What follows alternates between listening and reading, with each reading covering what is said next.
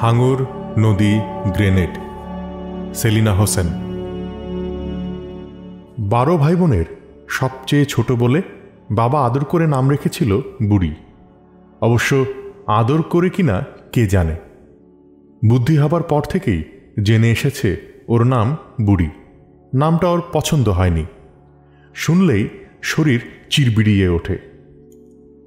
ওর ধারণা নাম খুব সুন্দর হওয়া চাই, যেটা শুনলে মন খুশিতে নেচে ওঠে, সাড়া দিতে ভালো লাগে। সেজন্যে বাবার কাছে গিয়ে নাম বদলে দেবার জন্যে অনেক কাঁদাকাটি করেছে, কিন্তু লাভ হয়নি। বাবা ওর কথা কানেই তোলেনি। খেলার সাথীদের কাছে আবেদন করেছিল, তোরা আমাকে বুড়ি বলে ডাকবি না। ওরা প্রবলভাবে আপত্তি করে, না তুই বুড়ি বুড়ি বুড়ি। ওরা এ নামে ডেকেই আমোদ পায়, ওকে খ্যাপানো যায়। ফলে বুড়ি বুড়ি রয়ে গেল। একটা পছন্দহীন নাম নিয়ে দিন কাটাতে হয়। ঘন সবুজ কচু পাতার মতো বুড়ির মন, সে পাতায় জলের দাগ পড়ে না, হৃদয়ের সূক্ষ্ম অনুভূতি ওকে আক্রান্ত করে না। বুড়ি নির্বিবাদে সে বেড়ি পেরিয়ে আসে। হলদিগাঁয়ের এ বাড়ি ছেড়ে আর কোথাও যাবার সুযোগ হয়নি ওর। পশ্চিমে স্টেশনে যাবার বড় রাস্তা, পূবে খালের ধার, উত্তর দক্ষিণে মাঠের পর মাঠ। এর বাইরে কি আছে বুড়ি জানে না। আশপাশের ঘরের ছেলেমেয়েরা দাদার বাড়ি নানার বাড়ি যায়, বুড়ির তাও যাওয়া হয়নি। বাবার কাছে কিংবা মার কাছে বায়না ধরে লাভ নেই, উল্টো বকা খেতে হয়। সংসারের ঝামেলায় মা কোথাও বেরোতে পারে না, বাবা কাউকে সঙ্গে নিয়ে কোথাও যায় না। বুড়ি ভীষণ নিঃসঙ্গ। একদল ভাই বোনের মধ্যে থেকেও বুড়ির মন কেমন করে, সে মনের কথা কেউ বোঝে না, বুঝতে চায় না। যে মনের ডানা অনবরত রং বদলায়, তাকে বুঝবে কে? খেলতে খেলতে খেলা ছেড়ে ঘরে এসে চুপচাপ বসে থাকে। ওরা ডাকতে এলে রাগ করে, কখনো গালি দেয়, অকারণে ঝগড়া বাঁধিয়ে তোলে। তারপর একসময় খালের ধারে গিয়ে চুপচাপ দাঁড়িয়ে থাকে। বাতাসে ধীর ধীর জল কাঁপে। পানির ওপর মাথা উঁচিয়ে থাকা সবুজ ঘাসের ডগায় কাঁচপোকা উড়ে বেড়ায়। বুড়ি ঘোলা জলে নিজের মুখ দেখার চেষ্টা করে, কিন্তু দেখা হয় না। আহা, জলের স্পর্শে কি ভীষণ সুখ! একদিন দুরন্ত কৌতূহলে জলিলের সঙ্গে স্টেশনে গিয়েছিল। বুড়ির জিজ্ঞাসু মনের কাছে স্টেশন মানেই রূপকথার জগৎ। সেখানকার কোনো কিছুই ও চেনে না, অথচ চিনে নেবার জন্যে আগ্রহের শেষ নেই। ওরা স্টেশনে পৌঁছার সঙ্গে সঙ্গে মেল ট্রেন ঝড়ের গতিতে পার হয়ে গেল। অত ছোট স্টেশনে মেল ট্রেন দাঁড়ায় না। বুড়ির বুকের ধুকধুকানি বেড়ে যায়। উত্তেজনায় জলিলের হাত আঁকড়ে ধরে। রেলটা শেষ বিন্দু হয়ে মিলিয়ে যাবার পরও ঝকঝকে লাইনের ওপর দাঁড়িয়েছিল বুড়ি। বুক ভরে শ্বাস নিয়েছিল। কেমন একটা অচেনা গন্ধ ওকে আচ্ছন্ন করে রেখেছিল। গাড়িটা কোথায় যায় রে জলিল? অনেক দূর। অনেক দূর? কত দূর? আমিও কি জানি ছাই, একদিন উঠে টুস করে চলে যাব কোথাও, আর ফিরব না। জলিল চোখ বড় করে বলেছিল। আমারও যেতে ইচ্ছে করে, তুই আমাকে নিবি? ইস, শখ কত! তুই আমাকে নিবি? ভাগ। জলিল ওকে ভেঙচি কাটে। বুড়ির মন খারাপ হয়ে যায়, তবুও আপন মনে বলে, আমিও একদিন কোথাও চলে যাব। কোচড় ভর্তি নুড়ি নিয়ে ফিরে এসেছিল সেদিন। জলিল স্টেশন মাস্টারের ঘরের সামনে ঘুরঘুর করছিল বারবার। ট্রেনে চড়ার মতলবে ছিল ও। সুযোগ করে একদিন ও ঠিকই উঠবে, কিন্তু বুড়ি কিছুই করতে পারে না। মনের মধ্যে হাজারটা ইচ্ছে থাকলে কি আর সব করা যায়? মেইল ট্রেন আকাঙ্ক্ষার পাখি হয়ে উড়ে চলে যায় একদম বুড়ির নাগালের বাইরে। হলদিগাঁর বাইরের দুনিয়াটা দেখার সাধ্যি বুড়ির নেই, কিন্তু বড় বিশ্রী এই মনটা। কোনো বাধা মানে না, ছুটে চলে যায় দূর দূরান্তে। সেদিন জলিল ফেরেনি ওর সঙ্গে, ও অন্য কোথায় যেন চলে গিয়েছিল। একা একা ফিরেছিল বুড়ি। কোচড় ভর্তি পাথরের নুড়ি গায়ে লেগে শব্দ করছিল। ভালো লাগছিল না ওর। তৃষ্ণার্ত মনটা বাঘ মানাতে না পেরে নুড়িগুলো এলো পাথাড়ি ছুঁড়ে মেরেছিল সারা পথ। লজ্জাবতীর ঝোপে লাথি দিয়ে ব্যথা পেয়েছিল। তবুও ওতেই ছিল আনন্দ, মন খারাপের আনন্দ। বুকের তল থেকে ওই শব্দ কেবলই ঘুম ভাঙিয়ে দিত। অন্ধকারে চোখ মেলে রেখে বুড়ির রাত শেষ হয়ে যেত। এর বেশি কী বা করতে পারে ও? বুড়ির মন বিগড়ে যাওয়া ইঞ্জিনের মতো থমকে থাকে। কেবলই জানতে ইচ্ছে করে খাল কোথায় শেষ হয়, পথ কোথায় ফুরিয়ে যায়। আর তখনই কেমন বিচ্ছিন্ন ভাবনায় বুক মোচড়ায়। মনটা জল থই থই ঝিলের মতো ছপছপ করে। হলদিগাঁর ছোট পরিসরে বুড়ি একটু বেশি এগিয়ে গিয়েছিল। সমবয়সী খেলার সাথীরা যেমন ওর নাগাল পেত না, ওকে বুঝতে গিয়ে হিমশিম খেত, তেমন বড়রাও ওকে কাছে টানতে পারেনি। মায়ের ডাকে ভুল করেও সাড়া দিতে চাইত না ও। মা মানি হেসেল আর এটা আনো ওটা আনোর 5 মাস খাটা।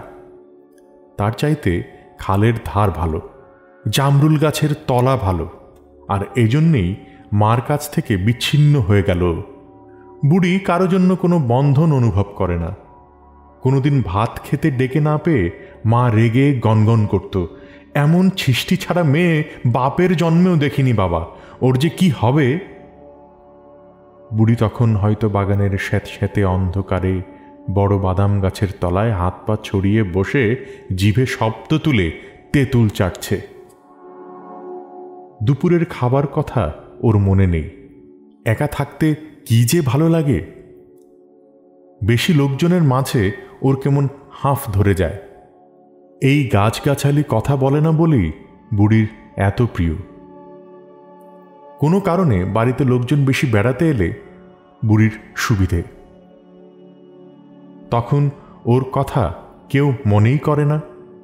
বুড়ির মনের অনুকূলে সব ঘটনা ঘটে বলেই বুড়ি দ্রুত মানসিক পরিণতিতে পৌঁছে গেল। কৈশোর ফুরোবার আগেই বাবা মারা যায়। বুড়ি কিছু বুঝতে পারে না। বাবার অভাব ওকে তেমন কষ্ট দেয়নি। বাবাকে কবরে নিয়ে যাবার আগে মুখের কাপড় সরিয়ে যখন সবাইকে দেখতে ডেকেছিল, বুড়িও গিয়েছিল। বাবাকে অন্যরকম লাগেনি ওর। ঘুমিয়ে থাকলে যেমন লাগতো ঠিক তেমন। অন্য সবাই কেঁদেছিল দেখে ও নিজেও কেঁদেছিল, কিন্তু তীব্র বেদনা বোধ কোথাও ছিল না। কেননা বাবার খুব কাছে ও কোনো দিন যেতে পারেনি। বাবাকে কেন্দ্র করে তেমন কোনো গভীর অনুভূতি নেই, ভালো একটা স্মৃতিও না। অবশ্য সেজন্য বুড়ির কোনো দুঃখ নেই, বরং অনাদর অবহেলায় দিব্যি বড় হচ্ছিল বলে বাবা থাকা না থাকায় বুড়ির কোনো রদবদল হয়নি। মাঠে মাঠে ঘুরে বইচি কুড়িয়ে ধানের ছড়ায় কোচর ভর্তি করে বিলের জলে সাঁতার কেটে বুড়ির অনাদরের দিনগুলো রাতের আকাশে তারার ফুলকি। বাবার প্রয়োজন বুড়ির জীবনে কোনো দাগ কাটেনি। মাঝে মাঝে ভাবত বাবা হয়তো জানেই না যে বুড়ি নামের তার কোনো মেয়ে আছে। বাবার স্নেহের পরোয়া করেনিও। তার চাইতে অনেক ভালো বাইরের জগতের হাতছানি।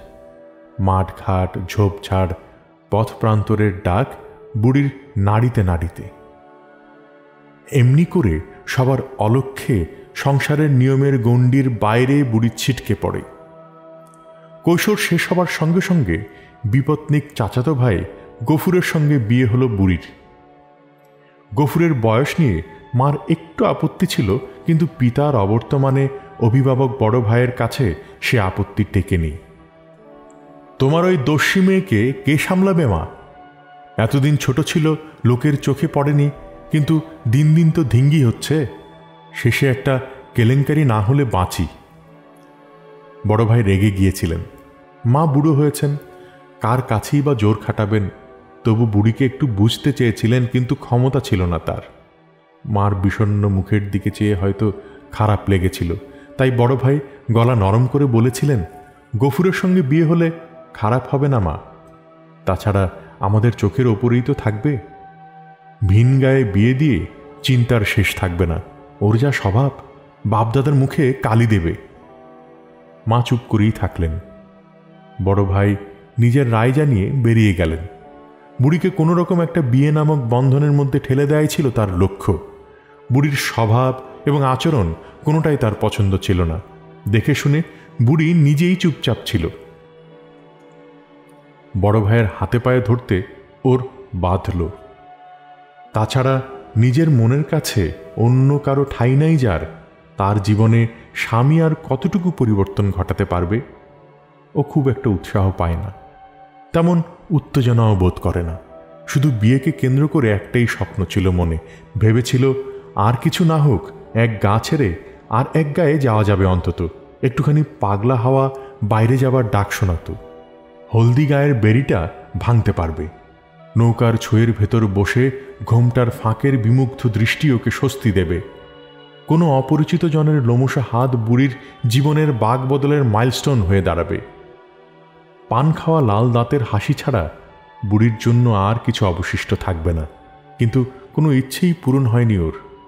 লাল নটে, শাকের ক্ষেত, দোয়েলের লেজ দোলানো, শাপলার চিকন লতা, কচুরি পানার বেগুনি ফুল, সব কিছু থেকে বঞ্চিত হয়ে গেছে। এসব কিছুই ওর জীবনের চারপাশে আছে ঠিকই, কিন্তু কারো দৃষ্টির সঙ্গে দৃষ্টি মিলিয়ে নতুন করে দেখা হলো না। চাচাতো ভাইয়ের সঙ্গে বিয়ে হওয়ার ফলে উত্তরের ঘর থেকে দক্ষিণের ঘরে যাবার ছাড়পত্র পেয়েছিল মাত্র। তাছাড়া অন্য কোনো বৃহৎ পরিবর্তন ওর মধ্যে আসেনি। গফুরের 2 ছেলে, বড়টি 6 বছরের, ছোটটির বয়স 4। ওদের সঙ্গে বেশ একটা প্রীতির সম্পর্ক ছিল। ওদের কোলে কাঁখে করে মাঠে মাঠে ঘুরে বেরিয়েছে অনেক। বিয়ের পর হঠাৎ করে ওদের মা হয়ে যাবার দরুন ভীষণ কৌতূহল হলো। কেমন অবাক লাগে, কখনো লজ্জা, দুধ কি বাজে ব্যাপার, দুটোকে ধরে পুকুরে ফেলে দিতে ইচ্ছে করে। আবার কখনো নিষ্পাপ কচি মুখ দুটো ভালো লাগে। তখন এক অস্থিরতায় ছটফটিয়ে ওঠে। এছাড়া আর সবই ওর দেখা জগৎ। পরিচিত শ্বশুর শাশুড়ি, পরিচিত স্বামী, চেনা জানা ঘরদোর, জানাশোনা পরিবেশ, সুতরাং কাউকেই নতুন করে চিনবার বা জানবার সুযোগ হয়নি। কেবল মাঝরাতে ঘুম ভেঙে গেলে অনুভব করে একটা শক্ত লোমশা হাত ওকে আঁকড়ে ধরে আছে। তখন মনে হয়, হ্যাঁ, জীবনের কোথায় যেন কি ঘটে গেছে। আস্তে হাতটা সরিয়ে দিয়ে পাশ ফিরে শোয়। কোনোদিন চুপচাপ উঠে এসে বারান্দায় বসে থাকে। মনে হয় আরো অনেক কিছু পাওয়ার ছিল, সেটা হয়নি। অন্ধকার বাঁশবনে জোনাক জলে, চাঁদের আলো বারান্দায় এসে পড়ে। বুড়ির বুক ফেটে কান্না আসতে চায়, কাঁদতে পারে না। ভুতুমের ডাক শুনে আবার ঘরে ঢোকে, বিছানায় উঠে আসে, গফুরের পিঠ ঘেঁষে শুয়ে পড়ে। এর বেশি বুড়ির আর কিছু করার নেই। বুড়ি মানসিক দিক দিয়ে যতই গণ্ডি লাফিয়ে পেরিয়ে যাক, শারীরিক সীমাবদ্ধতা ও কিছুতেই ডিঙোতে পারে না।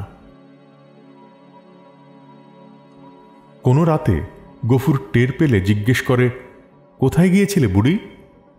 বাইরে। কেন? এমনি, ঘুম আসছিল না।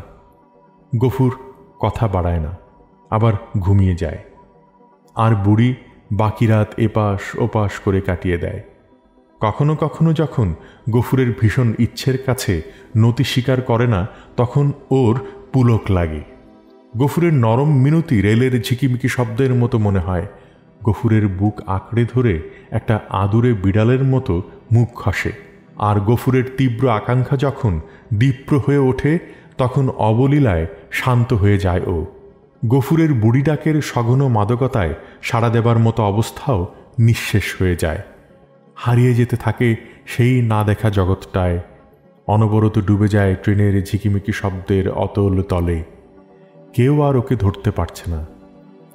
আর এভাবে সকলের নাগালের বাইরে ছুটে যাওয়ার যে কি সুখ, যে না বোঝে তাকে কিভাবে বোঝাবে বুড়ি? মাঝে মাঝে গফুর একটু অবাক হয়ে ওর কিশোরী বউকে দেখে। এই মেয়েটি ওর বউ হবে কোনো দিন চিন্তা করেনি। কবে যে ও বড় হলো, খেলতে খেলতে কেমন করে ওর ঘরে এসে উঠল, ভাবলে লজ্জা পায় গফুর। বুড়ির মুখের দিকে তাকাতে পারে না, চোখ থেকে চোখ সরিয়ে নেয়। বুড়ি তখন হেসে গড়িয়ে পড়ে। কি দেখো অমন করে? তুই সুখী হয়েছিস বুড়ি? সুখ কি? বুড়ি পাল্টা প্রশ্ন করে। এ প্রশ্নের উত্তর গফুর দিতে পারে না, উত্তর জানেও না। বুড়ির কৌতূহল, জিজ্ঞাসা ইত্যাদির সঙ্গে পাল্লা দেওয়ার সামর্থ্য গফুরের নেই। হলদি গাঁয়ের ছোট পরিসরে থেকেও বুড়ি যে কোথা থেকে এমন বেয়াড়া প্রশ্ন করে তা গফুর বুঝে কুলিয়ে উঠতে পারে না। প্রসঙ্গ এড়ানোর জন্য তাড়াতাড়ি বলে, তামাকান বুড়ি। বুকটা কেমন খালি খালি ঠেকছে। ঘড়ি ঘড়ি তামাক খেতে না পারলে গফুরের বুক অমন করে। বুড়ি তা জানে, কিন্তু সুখ কি বুড়ি নিজেও তা জানে না। ভাত রাধা, খাওয়া, রাত্রিবেলা স্বামীর সঙ্গে ঘুমানো, এর নাম কি সুখ? হ্যাঁ, এ যদি সুখ হয় তাহলে বেশ আরামেই আছে ও। জীবনের গতানুগতিকতায় একটা স্রোত এসে মিলেছে মাত্র। হয়তো তাও নয়, চলার পথে নুড়ি কুড়িয়ে পাওয়ার মতো। না, ঠিক হলো না। ধানের ছড়া কুড়ুতে কুড়ুতে হাঁসের ডিম পেয়ে গেলে যেমন চিৎকার করে ওঠে, তেমনি ওর জীবনে গফুর ওই চিৎকারের মতো একটা ধ্বনি। অব্যক্ত বিস্ময়ে, গভীর আনন্দে বুকের অন্তঃস্থল থেকে বেরিয়ে আসা শব্দ নয়। তেমন করে ওকে ওলট পালট করে দেয়নি। আসলে বুড়ি কোনো ঘটনাকেই প্রাধান্য দিতে চায় না, তার গুরুত্বকে আলাদা করে দেখতে বসে না। মনের সঙ্গে খুব গভীরভাবে না মিললে বুড়ি অনায়াসে তা মন থেকে ঝেড়ে ফেলে। অথচ অন্য কোনো মেয়ে হলে জীবনের এ পরিবর্তনকে বাঁক বদলের লগ্ন বলে ধরে নিত। হলদি গাঁয়ের গ্রামীণ আবহাওয়ায় এমন কোনো কঠিন ধাতু ছিল না যা বুড়িকে নিরেট করতে পারত। অথচ আশ্চর্য তার মনের জোর। বুড়ি গায়ের সেই স্যাঁতস্যাঁতে পরিবেশের মতো এক ভিজে মন লালন করেনি। সে মনের আবহাওয়ায় গ্রীষ্মমণ্ডলীয় উষ্ণতা বিরাজ করেছে সবচেয়ে বেশি। যেদিন বুড়ি কাঁদত সেদিন বাড়ির সবাই ভাবত আজ সাংঘাতিক রকমের কিছু হয়েছে। অল্পে কেঁদে ভাসিয়ে দেবার মতো মেয়ে ও নয়, অথচ কেউ বোঝে না বাহ্যিক কোনো কারণে বুড়ি কাঁদে না। ওর অন্তরের অন্তর্গত বিষাদ ওকে কাঁদায়। সে বিষাদ সামগ্রিক জীবনের পারিপার্শ্বিককে কেন্দ্র করে অহরহ আবর্তিত হয়। কোনো সাংঘাতিক ঘটনা হয়তো কখনো ওকে আলোড়িত করে না, অথচ কোনো তুচ্ছ ঘটনা বিষাদের বরফ হয়ে ওকে জমাট করে তোলে। ছেলেবেলায় বুড়ি যখন রামধনু রং পাখিগুলোর দিকে তাকিয়ে থাকতে থাকতে মার ডাকে সাড়া দিতে ভুলে যেত, তখন মা অনুযোগ করত, এই মেয়েকে নিয়ে কি যে করব আমি, তোর কপালে অনেক দুঃখ আছে বলে রাখলাম বুড়ি। এই বুড়ি শোন, ফিরে আয় হতচ্ছাড়া মেয়ে। বুড়ি মার কথায় কানই দিত না, মাকে ভেঙচি কেটে দৌড়ে বেরিয়ে যেত। মা পিছু ডাকতে ডাকতে দরজা পর্যন্ত আসতেন, কিন্তু বুড়ি ততক্ষণে হাওয়া। মার কথা শোনার মতো সময় ওর নেই। মার কী বা কথা থাকতে পারে? কেবল ওকে আটকে রাখার চেষ্টা। ও তো বোঝে, আর বোঝে বলে বেড়ি ভাঙতে দুর্বার হয়ে ওঠে। মা কোনোদিন ওকে শাসনের বশে আনতে পারেননি, তাই ওর বিয়ে নিয়ে ভীষণ শঙ্কিত ছিলেন। কিন্তু বিয়ের ব্যাপারে বুড়ির নির্বিকারত্ব দেখে হাঁফ ছেড়ে বেঁচেছিলেন। ছেলেকে বলেছিলেন, ও যে এত শান্ত থাকবে আমি বুঝতেই পারিনি রে। ছেলে আত্মপ্রসাদের হাসি হেসেছিল। আমি জানতাম বিয়ের আগে যত যাই করুক, বিয়ের পর মেয়েরা একদম সোজা হয়ে যায়। কত মেয়ে দেখলাম। আড়াল থেকে ভাই আর মায়ের কথা শুনে বুড়ি মনে মনে হেসেছিল। আসলে বুড়ির যত জ্বালা মনকে নিয়ে। সেই মন কেউ দেখতে পায় না বলেই বুড়ি কখনো ভালো, কখনো মন্দ, কখনো বিপজ্জনক, কখনো গোবেচারা। তাছাড়া ও নিজের বলয়ে থাকতেই ভালোবাসে। অকারণে যেচে কারো কাছে নিজের কথা বলা ওর একদম পছন্দ নয়।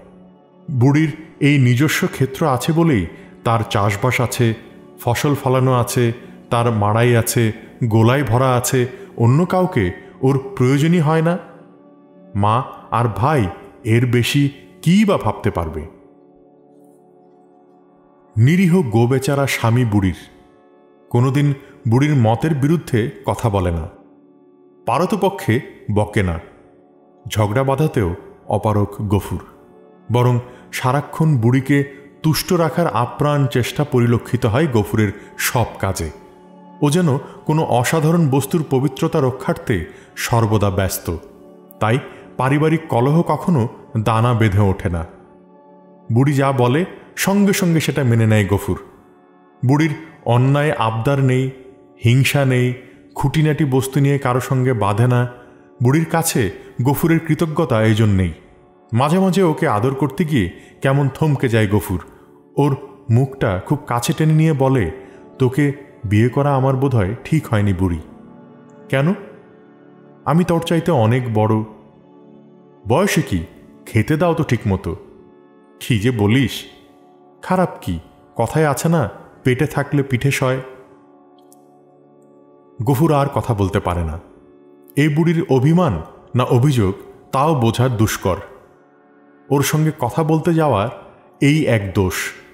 বিশেষ জায়গায় এসে হঠাৎ করে থেমে যেতে হয়, আর এগোনো যায় না। ওর সঙ্গে গল্প খুব একটা চলে না। কোথাও না কোথাও এসে বুড়ি এমন করে জ্যোতি টানে যে থেমে যাওয়া ছাড়া উপায় থাকে না। সেটা কাজের কথাই হোক কিংবা এমনি অবান্তর কথাই হোক, হঠাৎ করে চুপ করে যায়। বেশি কথা বলতে চাইলে হুঁহা ছাড়া জবাব দেয় না।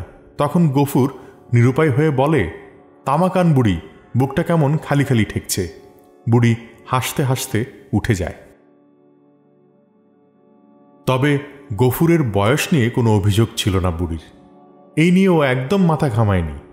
উঠতি বয়সের তরুণ উচ্ছ্বাসের স্বপ্ন ফুটে ওঠার আগেই গফুরের নিরাপদ আশ্রয়ে ছিটকে পড়ে নির্বিবাদ হয়ে গেছে ও। ভেবে আর লাভ কি? বরং এই ভালো, নিজের মনের সঙ্গে খুনসুটি জমে বেশি। ওর কাছে গফুরের দাবি খুব নেই। গফুর ওকে তেমন বিরক্ত করে না। তবুও মাঝে মাঝে যখন গফুরের উপস্থিতি অসহ্য লাগে, তখন বুকের ভেতরের দম ধরা স্তব্ধতা আকুল হয়ে ওঠে। মনে হয় সব কিছু থেকে বিচ্ছিন্ন হয়ে একদম একলা থাকতে। কার্তিক মাসের হিম পড়া রাতে বাইরে গিয়ে বসে থাকে। বিছানায় কাঁথার নিচে গফুরের বুকের উষ্ণ আমেজ পানসে লাগে। প্রতিদিনের একঘেয়েমিতে সুখ কই। বাইরে পাখি ডাকে, তেঁতুল গাছের মাথার ওপর হিম ঝরে, সজনের ডালা নড়ে, বুড়ি পা ছড়িয়ে বসে থাকে। ঠান্ডা ঝলক বাতাস গায়ে ছোঁয়া দিয়ে যায়, যেন বুড়ির শৈশবের কেউ অনেক দিন পর পথ ভুলে ওর সঙ্গে লুকোচুরি খেলতে এসেছে। ওর বেশ লাগে, নেশার মতো যেন। সাধ্যি সাধনা করে টেনে নিয়ে আসে গফুর। গফুরের কণ্ঠে মিনতিই থাকে বেশি। বয়সের অনেকটা পার্থক্যের জন্য বুড়ির উপর অসীম মমতা গফুরের। বাহুতে জোর থাকলেও গফুর তার অপব্যবহার করেনি কোনোদিন। আর সেই নীরব বদান্যে ভালোবাসায় ধরা দেবার মতো যথেষ্ট চতুরতা ছিল বুড়ির আচরণে। কখনো কখনো ভোর রাতের দিকে মাছ ধরতে বেরোতো ওরা। দিনের কড়া আলোয় দেখা পরিচিত গাটা রহস্যময় মনে হয় বুড়ির কাছে। ঠিক তেমনি অনেক দিনের জানাশোনা ভাই যেমন স্বামী হয়, ভাইকে স্বামী হিসাবে আবিষ্কার করার মতো মনে হয় গাছগাছালি, ঘরবাড়ি আর জলে ডুবে থাকা প্রান্তর। বুড়ির জমাট ধরে থাকা মনের কাঠিন্যে এক পেলব ছোঁয়া দিয়ে যায়। গফুরকে মনে হয় অনেক দূরের, অনেক কালের অদেখা। কাছের মানুষ পরপর লাগে। বাইরে এলেই বুড়ির অনুভূতি পাল্টে যায়। ও তখন উজ্জ্বল হয়, ওর চোখে মুখে আনন্দের জ্যোতি ফুটে বেরোয়। ঘরে ও একদম নিজের মধ্যে গুটিয়ে থাকে। বাইরে এলে সে খোলসটা দুম করে ফেটে যায়। বুড়ির কিশোরী চেহারায় প্রকৃতির মাধুর্য প্রতিফলিত হয়। বুড়ি আর বুড়ি থাকে না। ও তখন গফুরের কাছাকাছি আসে। গফুর হ্যাঁচকা টানে ওকে ডিঙিতে তুলে নেয়। তারপর জোরে একটা ঠেলা দিয়ে নিজে উঠে বসে। জলের বুকে এপাশ ওপাশ করে ছোট্ট ডিঙি। গফুর ওকে ভয় দেখানোর জন্যে ডিঙির দুলুনি বাড়িয়ে দেয়। এতে ভয় যত লাগে তার চেয়ে বেশি লাগে মজা।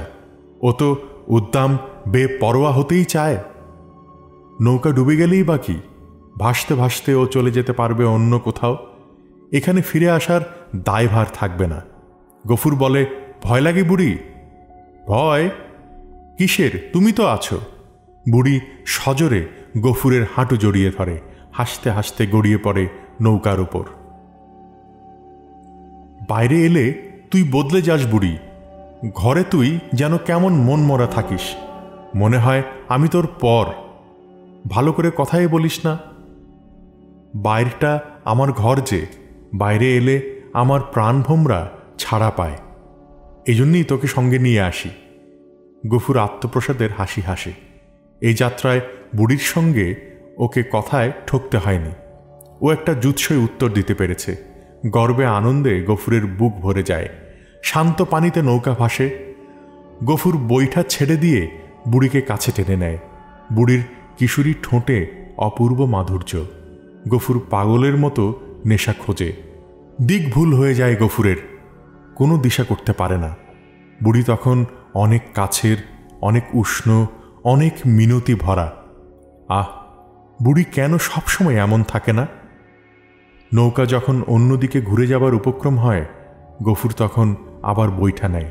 ও শান্ত মেয়ের মতো চুপচাপ বসে থাকে।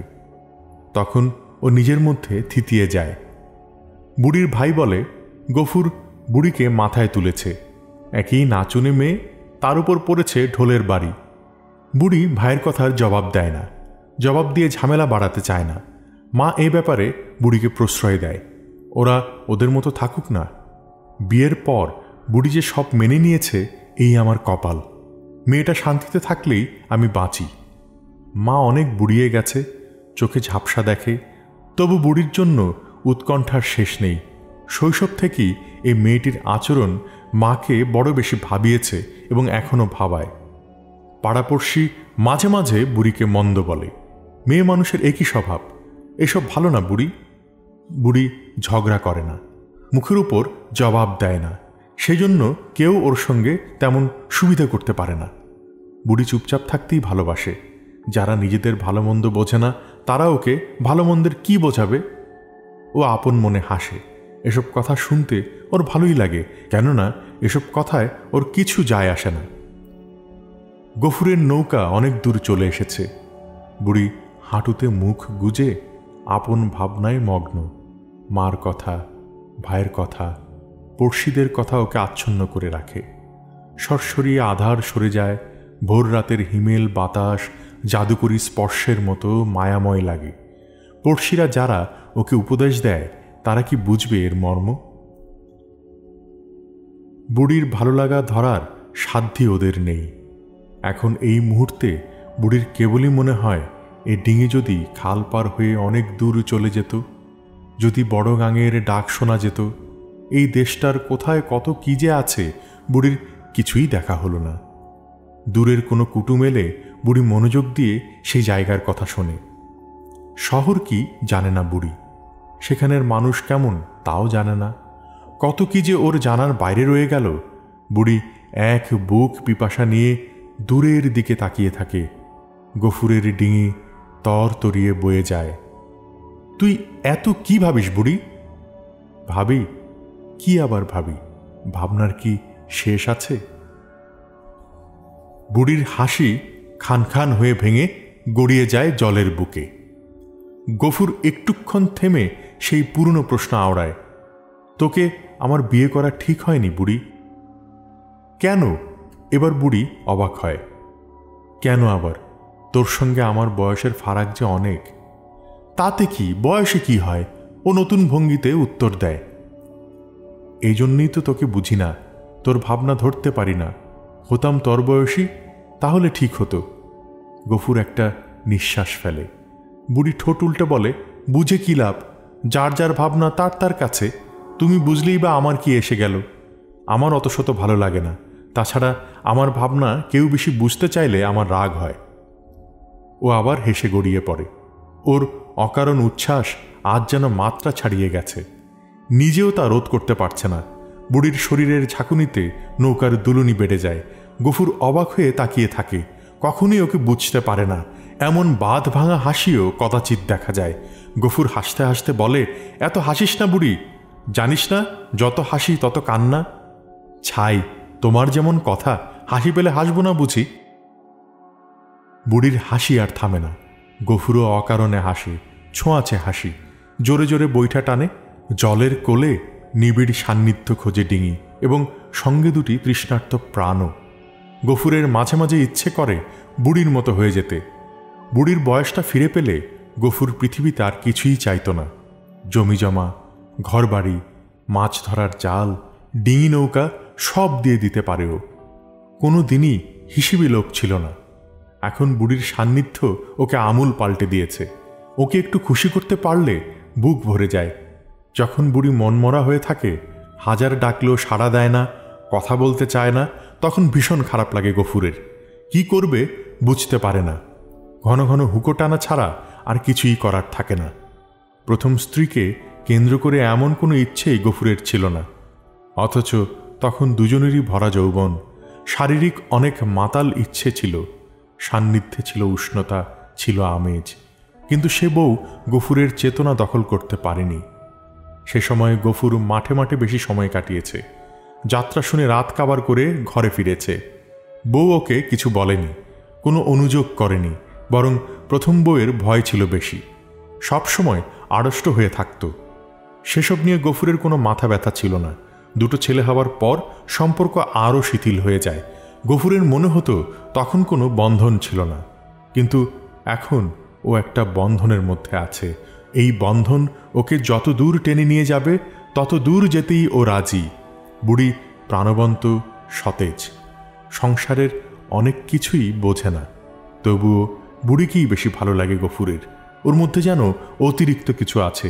কৈশোরের নোনাগন্ধে ভরপুর ওর নতুন যৌবন, মিঠে নোনতা তেতো সব মিলিয়ে নতুন কিছু, ত্রিবিধ স্বাদ।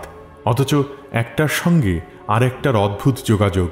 গফুর ঠিকভাবে নিজেকে প্রকাশ করতে পারে না। প্রথম যৌবনে গফুর এ স্বাদ পায়নি, তাই বুড়ির জন্য সবসময় মন টানে, বুকটা চেপে থাকে। সারাক্ষণ একটা হারায় হারায় ভাব পাগল করে রাখে গফুরকে। মন বলে জলের টান কোনোদিন বুঝি ভাসিয়ে নিয়ে যাবে। ডিঙি বাইতে বাইতে গফুর বলে, আজ আর তোকে নিয়ে ঘরে ফিরব না রে। কোন দিকে যাবে? যেদিকে দুচোখ যায়। বেশ, যাও, এই আমি চোখ বুঝলাম। ডিঙে যদি ডুবে যায় তাতে কি, তুমি তো আছো। বুড়ি পরম নিশ্চিন্তে খালের পানি গায়ে মাখে, দূরে তাকিয়ে থাকে। আমি যদি ডাঙায় ওঠাতে না পারি, বুকে নিয়ে ডুবে মরতে তো পারবে। বুড়ি হেসে গড়িয়ে পড়ে। গফুর কথা বলতে পারে না, জুৎসয়ে জবাব খুঁজে পায় না। বুড়ির এ কথার পর আর উত্তর হয় না। গফুরের হঠাৎ মনে হয় এতটা বছর ধরে এ খালেও নৌকা বাইছে, তবুও কোথায় যেন কি ওর দেখা হয়নি। বুড়ি সেসব নতুন করে দেখাচ্ছে। কখনো ইশারায় দেখায়, কখনো চোখে আঙুল দিয়ে দেখায়।